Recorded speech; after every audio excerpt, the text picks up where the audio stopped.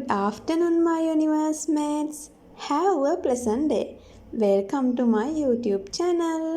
ඔයාලා හැමෝම ආදරයෙන් වෙල්කම් කරනවා මගේ Clear English channel එකට.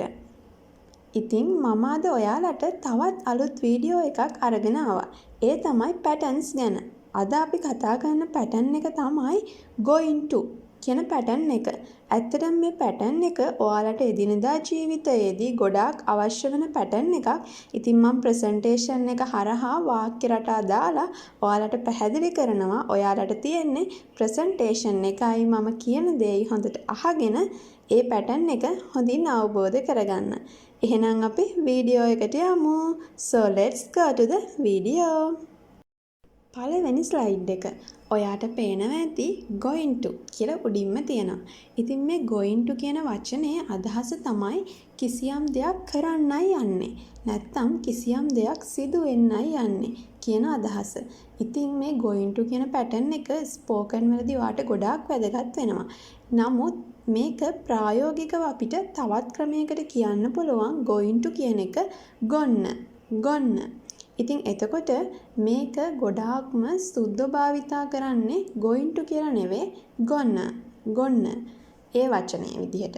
එතකොට ඔයාට මේ going to කියන එක භාවිතා කරන්න පුළුවන් ලිවීමේදී. ප්‍රායෝගිකව ඔයා going to වලට වඩා ගොන්න කියන වචනය දැම්මොත් ඒ කතනය ගොඩක් ප්‍රායෝගිකයි. ඒ නිසා ඔයා මේ pattern එක මම කියලා දෙන විදි දෙකටම පුරුදු වෙන්න අමතක කරන්න එපා. බලන්න ස්ක්‍රීන් එකේ ඔයාට පේනවා subject plus am is are. is ගන්න ඒක වචන නම් are බහු වචන නම් I තමයි am ගන්නෙ. plus going to plus verb. එතකොට කිසියම් දෙයක් සිද්ධ වෙන්නයි හෝ කරන්නයි යන්නේ නම් තමයි මේ going to කියන pattern එක භාවිතා කරන්නේ. බලන්න දෙවනි ස්ලයිඩ් එක. දෙවනි ස්ලයිඩ් එකේ example එක මුලින්ම ඔයාට තියෙනවා we are going to study. අපි පාඩම් කරන්නයි යන්නේ. එතකොට ඔයා මේක සුද්ධ කියන විදිහට කියන්න ඕනේ we are going to study. බලන්න දැන් ඔයාලා පටලව ගන්න තැන තමයි we are going to study. බලන්න subject we are going to ඊට පස්සේ verb.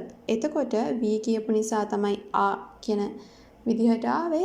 එතකොට එතනදී going to study.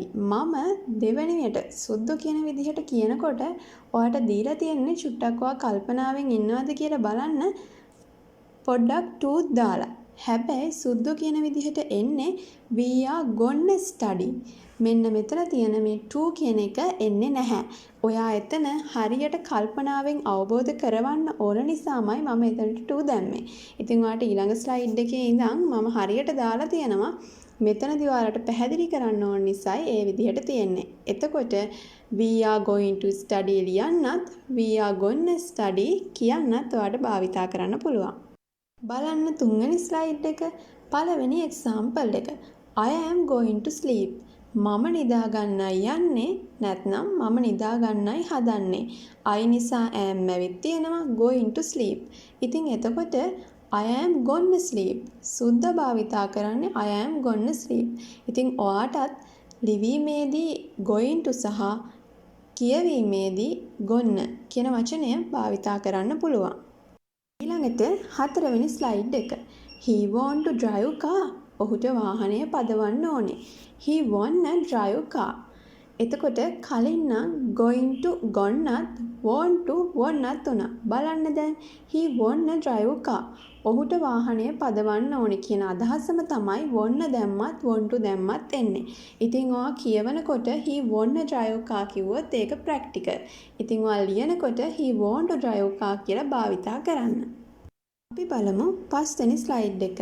එක්සැම්පල් එක. Elena want to order a pizza. එලීනට පීසා එකක් ඕඩර් කරන්න ඕනේ. ඉතින් එතකොට ඒක අනිත් විදිහට කියන්න පුළුවන් එලීනා want order a pizza. ඉතින් එතකොට මෙතනදී කියවනකොට want නැතිනම් ලියන විට want to order. බලන්න එලීනා want order a pizza. ඒ විදිහට කියනකොට හරිම ප්‍රායෝගිකයි. එලීනා want to order pizza කියලා ගොඩාක් භාවිතා කරන්න ලියනකොට. මම හිතනවා ඔයාට මේ වීඩියෝ එක ප්‍රයෝජනවත් වෙන්නද කියලා. එහෙනම් අපි තවත් ඉංග්‍රීසි වීඩියෝ එකකින් හම්බ වෙමු. Subscribe my channel and like, share your friends. Bye my universe mates. See you next time.